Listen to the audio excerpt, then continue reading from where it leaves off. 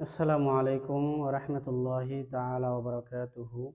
সুপ্রিয় সকল জ্ঞান পিপাসু ছাত্রছাত্রী, দূরে কাছে যে যেখান থেকে দেখছেন, বিশেষ করে শিকল বাহদিয়া ফাজিল ডিগ্রি মাদ্রাসার 2025 দাখিল পরীক্ষার্থী সকল ছাত্রছাত্রীদেরকে জানাই আন্তরিক শুভেচ্ছা ও অভিনন্দন। আশা করি হয়তো সবাই ভালো আছেন। আমি ভালো আছি বলেই আপনাদের সামনে আজকে নতুন একটা গাণিতিক বিষয় নিয়ে উপস্থিত হয়েছি।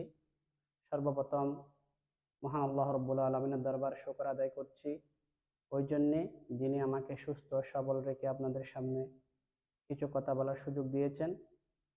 সাথে দরুদ ও সালাম পেশ করছি যেনার উচিলে আমরা দুনিয়াতে আসতে পেরেছি, মোহাম্মদ মুস্তাফা সাল্লাল্লাহু তাআলা আলাইহি ওয়াসাল্লামের রূহ মুবারকের উপর।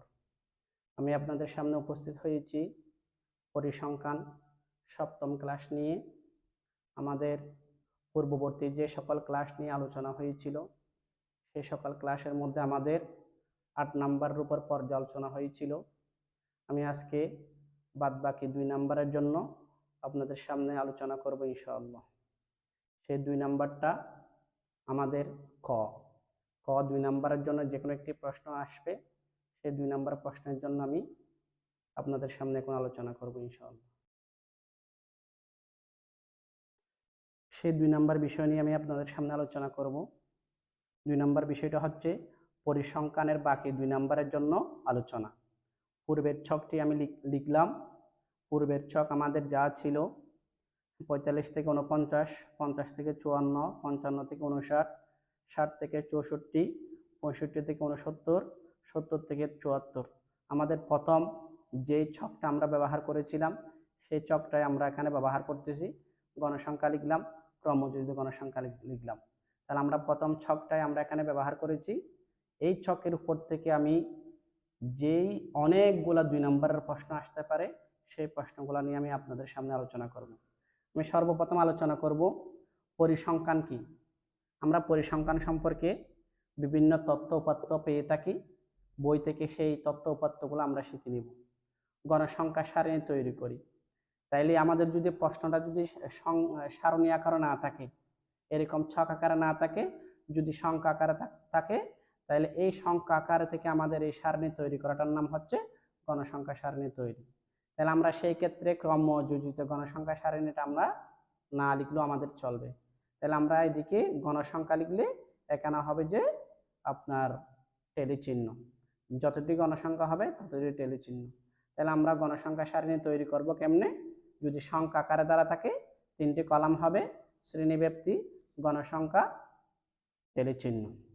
এরপর আমরা 2 নম্বরের জন্য পেতে পারি শ্রেণী সংখ্যা। শ্রেণী সংখ্যার জন্য আমাদের 2টা জিনিস লাগবে, একটা হচ্ছে পরিসর, একটা হচ্ছে শ্রেণীব্যাপ্তি। তাহলে এখন আমরা যে 2টা জিনিস আমাদের লাগবে, একটা হচ্ছে পরিসর, একটা হচ্ছে শ্রেণীব্যাপ্তি। তাহলে শ্রেণী সংখ্যা বের করার নিয়ম হচ্ছে উপরে হবে পরিসর, নিচে হবে শ্রেণীব্যাপ্তি। তাহলে পরিসর ডিভাইডেড বাই শ্রেণীব্যাপ্তি। তাহলে আমাদের সর্বপ্রথম জানতে হবে পরিসরটা কেমনে বের করব। পরিসরের সূত্র হচ্ছে সর্বোচ্চ সংখ্যা বিয়োগ সর্বনিম্ন সংখ্যা যোগ 1। তাহলে যদি আমরা পরিসর পাই, তাহলে পরিসরটা আমরা উপরে বসাবো। শ্রেণীব্যাপ্তি হচ্ছে এই যে পার্থক্য 45 থেকে 49, এখানে পার্থক্যটা হচ্ছে 5, সেই 5টা আমরা নিচে বসাবো। তাহলে পরিসর আমরা পেলাম। পরিসর কিভাবে পাবো? সূত্র প্রয়োগ করে সর্বোচ্চ সংখ্যা বিয়োগ সর্বনিম্ন সংখ্যা যোগ 1 দিয়ে যা হবে তাই হচ্ছে পরিসর। তাহলে আমরা পরিসর পেলাম, শ্রেণীব্যাপ্তি পেলাম। পরিসরকে শ্রেণীব্যাপ্তি দিয়ে ভাগ দিয়ে যা হবে সেটাই হচ্ছে শ্রেণী সংখ্যা। 2 নম্বরের জন্য আসতে পারে সরাসরি গড় নির্ণয়। তাহলে সরাসরি গড় নির্ণয় করতে হলে আমাদের যতটি সংখ্যা থাকবে, মনে করো 5টি সংখ্যা আছে, সেই 5টি সংখ্যাকে আমরা 5 দ্বারা ভাগ দিব। কেন? আমাদের মোট পদ সংখ্যা হচ্ছে 5টি, অর্থাৎ সংখ্যা 5টি। সবগুলো উপরে যোগফল হবে, যতটি সংখ্যা হবে তত দ্বারা ভাগ হবে। তাহলে সংখ্যা 5, তাহলে 5 দ্বারা ভাগ হবে। সরাসরি গড় আমরা নির্ণয় করলাম। 2 নম্বরের জন্য আসতে পারে মধ্যক নির্ণয় সরাসরি। তাইলে কিছু দ্বারা যদি আমাদের থাকে, আমি আপনাদের এখানে একটা উদাহরণ দিয়ে দেখাচ্ছি। 2, 3, 5, 7, 8 এই জিনিসগুলা এরকম যদি দ্বারা আকারে থাকে, তাহলে সেখান থেকে যদি আমাদের মধ্যক নির্ণয় করতে বলে, তাহলে আমাদের প্রথম কাজ থাকবে যে সংখ্যাগুলা ধারাবাহিকভাবে কি করে লিখা। ধারাবাহিকভাবে ক্রমানুসারে লেখা। তাহলে ছোট থেকে আমরা সংখ্যাগুলো ধারাবাহিকভাবে লিখলাম। লিখার পর আমাদের এখানে কয়টি সংখ্যা আছে? 5টি সংখ্যা আছে। তাহলে আমরা যদি অর্ধেক অর্ধেক ভাগ করি, শুরুতে 2টা, শেষে 2টা, তাহলে মাঝখানে আমাদের মধ্যক থাকতেছে কয়টা? একটা। যদি বিজোড় হয় তাহলে মধ্যক একটা। যদি সংখ্যা আকারে জোড় হয় তাহলে মধ্যক 2টা হবে। দুটোটা যোগ করে 2 দ্বারা ভাগ দিয়ে আমরা সরাসরি মধ্যক নির্ণয় করতে পারি। মধ্যক শ্রেণীর নিম্ন সীমা। আমি এই ছকটা এখানে এঁকেছি ওই জন্য এই ছক থেকে আমাদের অনেকগুলা প্রশ্ন 2 নম্বরের জন্য আসতে পারে। আমরা যা পূর্বে আলোচনা করেছি, মধ্যক নির্ণয় করো, প্রচুরক নির্ণয় করো, গড় নির্ণয় করো, হ্যাঁ, ওই ছক থেকে আমাদের অনেকগুলা 2 নম্বরের প্রশ্ন আসবে। যেমন মধ্যক শ্রেণীর নিম্ন সীমা, যেমন এই ছকটা আমরা ব্যবহার করেছি ওই জন্য আমরা এখানে মধ্যক নির্ধারণ করেছিলাম। এই যে কলাম যেটা আছে এটা আমরা মধ্যক নির্ধারণ করতে পারি, অথবা এই কলাম যেটা আছে সেটা আমরা মধ্যক মানে মধ্যক শ্রেণী আমরা নির্ণয় করতে পারি। কেন? আমাদের এখানে গড় হচ্ছে মোট 5টি, গড় হচ্ছে মোট 6টি। 6টির মধ্যে আমরা মাঝামাঝি 2 কলাম থেকে যে কোনো একটি কলাম আমরা মধ্যকের জন্য কি করতে পারি? মধ্যক শ্রেণী হিসেবে আমরা নির্ধারণ করতে পারি। তাহলে সেই হিসেবে আমি এটাও ধরতে পারি। তাহলে আমরা যদি এই জিনিসটা, এই কলামটা যদি আমরা মধ্যক শ্রেণী হিসাবে নির্ণয় করি, তাহলে এই মধ্যক শ্রেণীর নিম্ন সীমার কথা বলেছি। তাহলে এটা হচ্ছে মধ্যক শ্রেণী, নিম্ন সীমা হচ্ছে 60। যদি আমরা এই কলাম ধরি তাহলে মধ্যক শ্রেণীর নিম্ন সীমা হবে কত? 55। তাহলে জিনিসটা হয়তো আপনাদের ক্লিয়ার হয়েছে। তাহলে একই প্রশ্ন আবার অন্যরকম ভাবে হইতে পারে। মধ্যক শ্রেণীর উচ্চ সীমা, তাহলে মধ্যক শ্রেণী যদি আমরা এটা ধরি তাহলে উচ্চ সীমা হবে এটা। এটা যদি মধ্যক শ্রেণী ধরি উচ্চ সীমা হবে এটা। জিনিসটা আরেকটু ক্লিয়ার করি, মধ্যক শ্রেণীর নিম্ন সীমা এটা, উচ্চ সীমা এটা। যদি এটা মধ্যক শ্রেণী ধরি, নিম্ন সীমা এটা, উচ্চ সীমা এটা। তাহলে আপনাদের খেয়াল রাখতে হবে দুটোটা মধ্যক শ্রেণী হতে পারে না, যেগুলো একটা আমরা মধ্যক শ্রেণী হিসাবে কি করব? নির্ধারণ করব। ওখানে উচ্চ সীমা বের করতে হলে উচ্চ সীমা বের করব, নিম্ন সীমা বের করতে বলে নিম্ন সীমা আমরা বের করব। এরপরে মধ্যক শ্রেণীর পূর্ববর্তী ক্রমযোজিত গণসংখ্যা। আমি এই জিনিসটা ওই জন্য এঁকেছি, আমরা যদি এই জিনিসটা যদি মধ্যক শ্রেণী ধরি তাহলে এটা পূর্ববর্তী ক্রমযোজিত গণসংখ্যা। আবার যদি বলা হয় মধ্যক শ্রেণীর পরবর্তী ক্রমযোজিত গণসংখ্যা, তাহলে এটা বলা হবে। আবার যদি বলা হয় মধ্যক শ্রেণীর পূর্ববর্তী গণসংখ্যা, এটা বলা হবে। আবার যদি বলা হয় মধ্যক শ্রেণীর পরবর্তী গণসংখ্যা, এটা বলা হবে। তাহলে একটা মানে ছক থেকে অনেকগুলো প্রশ্ন আসতে পারে। যদি বলা হয় মধ্যক শ্রেণীর পূর্ববর্তী ক্রমযোজিত গণসংখ্যাগুলোর যোগফল, তাহলে এর আগে যা আছে সবগুলোর যোগফল। যদি বলা হয় পরবর্তী ক্রমযোজিত গণসংখ্যার যোগফল, পরে যা আছে সব যোগ। যদি বলা হয় মধ্যক শ্রেণীর পূর্ববর্তী গণসংখ্যার যোগফল, উপরে যা আছে আগে যা আছে সব যোগ। তাহলে যদি বলা হয় মধ্যক শ্রেণীর পরবর্তী গণসংখ্যার যোগফল, নিচে যা আছে সবগুলোর যোগফল। তাহলে একটা এই ছক থেকে আমাদের অনেকগুলো প্রশ্ন আসতে পারে। তাইলে আমি আলোচনা করেছি এগুলা। তাহলে মধ্যক শ্রেণীর পূর্ববর্তী গণসংখ্যাগুলোর যোগফল, এগুলো আমি আলোচনা করেছি। পরবর্তী গণসংখ্যাগুলোর যোগফল আলোচনা করেছি। এরপর ইত্যাদি ইত্যাদি অনেকগুলো প্রশ্ন হইতে পারে। যেমন প্রশ্ন হইতে পারে মধ্যক শ্রেণীর মধ্যমান। তাহলে মধ্যমান আমরা কিভাবে বের করেছি আগে আমি আপনাদেরকে আলোচনা করেছি এগুলা। তাহলে দুটোটা যোগ করে 2 দ্বারা ভাগ দিয়ে যা পাবো সেটা হচ্ছে মধ্যক শ্রেণীর মধ্যমান, মধ্যক শ্রেণীর মধ্যমান, ইত্যাদি ইত্যাদি। এরপর আমরা আসবো প্রচুরক, অনেক আসে। তাহলে একইভাবে আমরা মধ্যক নির্ণয় করেছিলাম মাঝামাঝি যে কোনো একটা কলামকে, কিন্তু প্রচুরক নির্ণয়ের ক্ষেত্রে আমাদের দেখতে হবে মাঝামাঝি কলাম নয়, আমাদের দেখতে হবে যে সর্বোচ্চ গণসংখ্যা যেখানে আছে সেটা হচ্ছে কি? মধ্যক শ্রেণী, প্রচুরক শ্রেণী। তাহলে আমাদের সর্বোচ্চ গণসংখ্যা আছে কত? 22। তাহলে আমাদের এটাই হবে যে প্রচুরক শ্রেণী। তাহলে এই প্রচুরক শ্রেণী আমরা নির্ধারণ করলাম।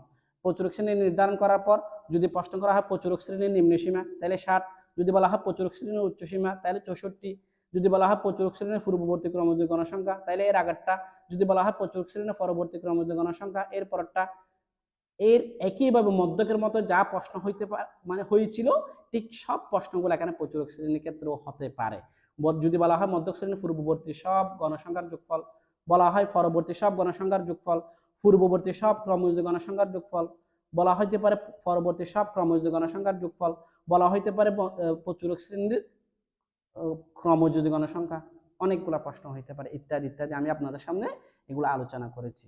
তাইলে মধ্যকের মতো অনেকগুলো এখানে প্রশ্ন হইতে পারে। তাহলে প্রদত্ত তত্ত্বটি কোন ধরনের তত্ত্ব বা উপাত্ত, এই জাতীয় প্রশ্ন আসতে পারে।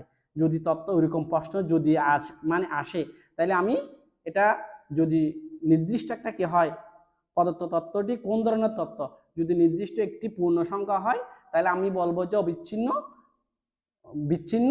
আর যদি সেটা পূর্ণ সংখ্যা না হয় তাহলে আমি মনে করবো যে সেটা অবিচ্ছিন্ন। সেটা পরবর্তীখানে আলোচনা করা হয়েছে। বিন্যস্ত উপাত্ত কি ও বিন্যস্ত উপাত্ত কি, বিন্যস্ত সাজানো ও বিন্যস্ত যা সাজানো নয়। তাহলে বিচ্ছিন্ন চলক কোনটি? যা আমাদের সংখ্যা যেগুলো বাস্তব ক্ষেত্রে পাওয়া যায়, যেগুলো আমরা গণনা করতে পারি, যেগুলো পূর্ণ সংখ্যা, সেটা হচ্ছে বিচ্ছিন্ন চলক। আর অবিচ্ছিন্ন চলক হচ্ছে যা বাস্তবে পাওয়া যায় কিন্তু কি নয়, পূর্ণ সংখ্যা নয়, সেটা হচ্ছে অবিচ্ছিন্ন চলক। আমি আরেকটু ক্লিয়ার করতেছি। বিচ্ছিন্ন চলক হচ্ছে যা গণনা করা যায়, যা বাস্তবে পাওয়া যায় পূর্ণ সংখ্যা, সেটা হচ্ছে কি বিচ্ছিন্ন চলক। আর অবিচ্ছিন্ন চলক হচ্ছে যা বাস্তবে পাওয়া যায় কিন্তু কি নয়, পূর্ণ সংখ্যা নয়, সেটা হচ্ছে কি অবিচ্ছিন্ন চলক। একটা উদাহরণ দিলে আমি বলতে পারি অবিচ্ছিন্ন চলক হচ্ছে জনসংখ্যা। জনসংখ্যা একটা গোষ্ঠী, তাহলে সেটা একটা পূর্ণ সংখ্যা হবে। সেটা পূর্ণ সংখ্যা কেমনে হবে?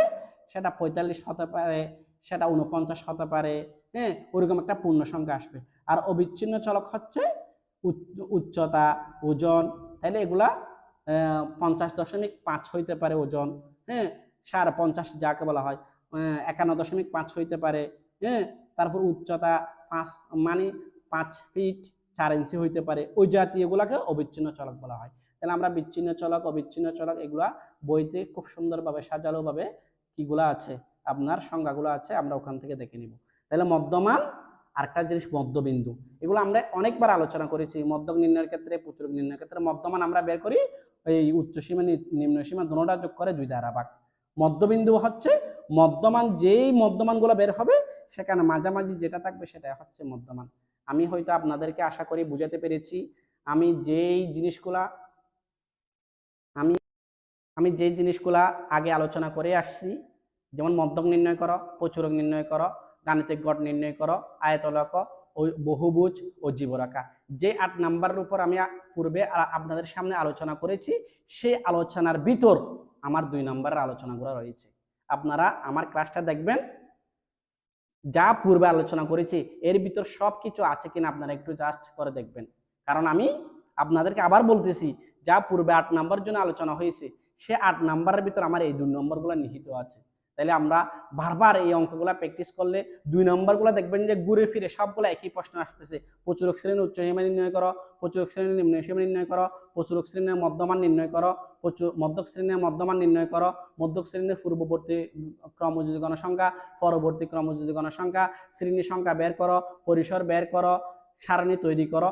ঘুরে ফিরে দেখবেন যে আপনারা অবিচ্ছিন্ন চলক, বিচ্ছিন্ন চলক, এই জাতীয় প্রশ্ন এর বাইরে আসার কোনো সুযোগ নাই। না হয় আপনারা বিভিন্ন বিগত সালের প্রশ্নগুলো আপনারা কি করে দেখিয়েন, গেটে দেখিয়েন, এর বাইরে কোনো প্রশ্ন আছে কিনা। আমি সবার কাছে অনুরোধ থাকবে যে আমার বেশি বেশি, এই যে আমি আপনাদেরকে এখন 10 নাম্বার ক্লিয়ার করে দিলাম, এই 10 নাম্বার আপনারা যদি বারবার প্র্যাকটিস করেন, আশা করি এই 10 নাম্বার থেকে 1 নাম্বার আপনাদের মাইনাস যাবে না। তাহলে আমরা 33-এর মধ্যে যদি 10 ক্লিয়ার করতে পারি, তাহলে আমাদের পাশের আপনার আগ্রহটা বা পাশের সংখ্যাটা, মানে আমাদের যেই সুযোগটা আরেকটু আমাদের সন্নিকটে চলে আসলো।